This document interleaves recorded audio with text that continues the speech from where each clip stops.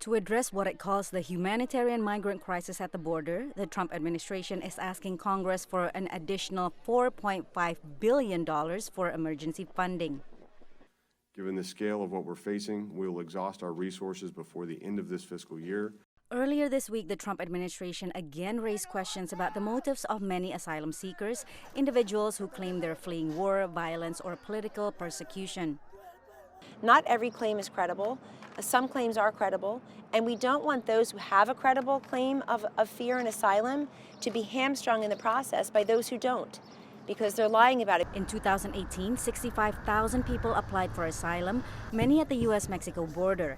To stem the rising number of asylum seekers, Trump has given officials 90 days to come up with new regulations to tighten existing requirements. Proposals include making it harder for those who enter the country illegally to obtain work permits, and to charge asylum seekers a fee, a move that is legal but has never been done before.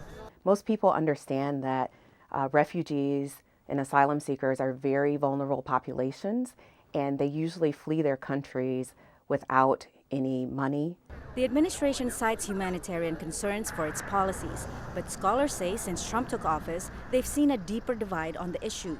There's one side that believes that there is in fact a lot of persecution out there and that the United States have an obligation to sort of protect people, which we didn't do during World War II, where there's other people who feel like this is a system that's been taken advantage of, and in some ways that particular loophole, if you will, at least the claim goes, should be cut off. Trump, who ran and won in 2016 on a platform of being tough on immigration, is gearing up for a re-election in 2020. He is trying to follow through at any cost on some of the campaign promises that he made for the base that he's appealing to. Although Trump's additional emergency request will not include money to build the border wall, his signature campaign promise, it's still unlikely to pass the Democrat-controlled House without changes.